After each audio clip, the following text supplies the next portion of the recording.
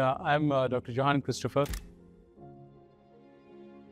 So we're all aware of acute stress, the fight or flight response. When the caveman saw the tiger, if he couldn't run fast enough, he was eaten up.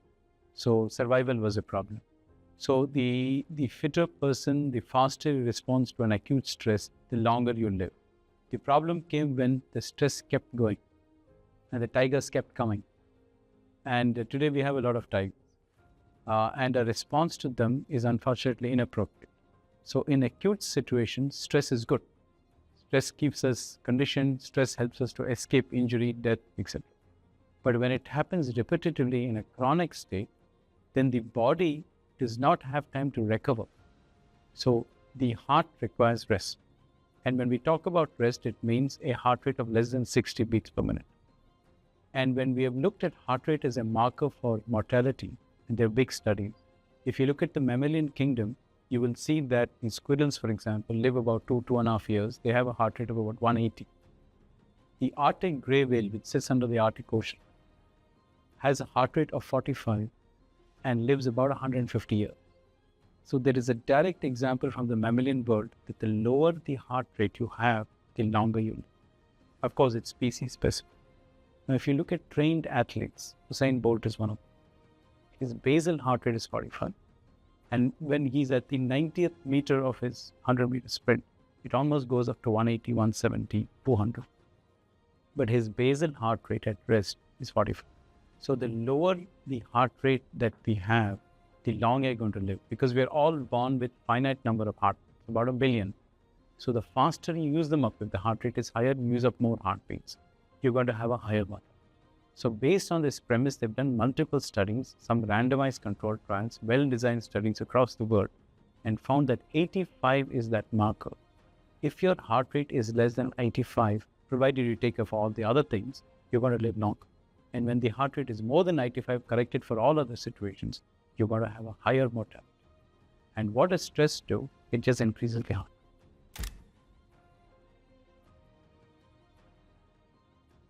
Just look at communities which live long. You really don't have to reinvent the wheel. I don't look at new books to look at stress. I just go to places where I see them. I go to Madrid, I go to Copenhagen and see them. And you see the way they walk. You see the way they are comfortable at 6 p.m. They're ready for their meal. They have a little red wine. You see the way they drive. You see the way they transact business in stores. You just have to see other people doing it. So there's nothing that we need to learn. And we are the country where yoga is the thing. But how many of us practice proper yoga? We hardly do. And I believe the whole thing is reaction. So stress is everywhere. You get out in the traffic, stress. Someone drops coffee in the restaurant on your lap, that's stress. Your wife shouts at you in the morning for leaving the room untidy, that's stress. But the important thing is the reaction. How we react dictates, literally, the longer you survive. So if you maintain a rhythm, if you maintain a proper cycle, the getting up time, the getting ready time, getting a little early for work to beat traffic, having a schedule, preventing those junk foods and a lot of coffees and the thing, stick to a nice meal time. If you're willing to just sleep on time, if you're willing to decrease screen time, it's there, it's ready. You really don't need to go to a gym or to some kind of a health coach to, change. Just follow the rhythm. The body has its own rhythm. And if you're willing to follow it and not have these unnatural stimulations in between, that's stress management. But the simple thing for me in the outpatient is I just check the patient's heart rate. And I have a magic number that's 85, because that's shown in RCTs. If my patient's resting heart rate is about 85, and remember this patient is coming about 10 to 15 minutes before, he's been seated comfortably, I'm just assuming he's not had a smoke or caffeine. And then when I look at the heart rate and I see something like 100, I ask a simple question. Madam, are you stressed at home? She said, yes, my husband shouts at me every day. And then I see a patient with a heart rate of 60 and I said, is everything okay? Doctor, perfect. I'm in good. And the heart rate just tells me a big story. So I think crux to this whole thing of stress, although it's such a simple and easy parameter, it's heart rate. It has its own caveats. Did you do an exercise before? Did you have coffee? But if you come to know those things, our heart rate is a very, very good marker. Indians 30 to 45, we're seeing an explosion of sudden cardiac deaths. And we're wondering why. I said, the answer is in front of you. Did you sleep? No. Did you have a lot of caffeine? Yes. People have caffeine shots. Did you do too much of exercise? Yes.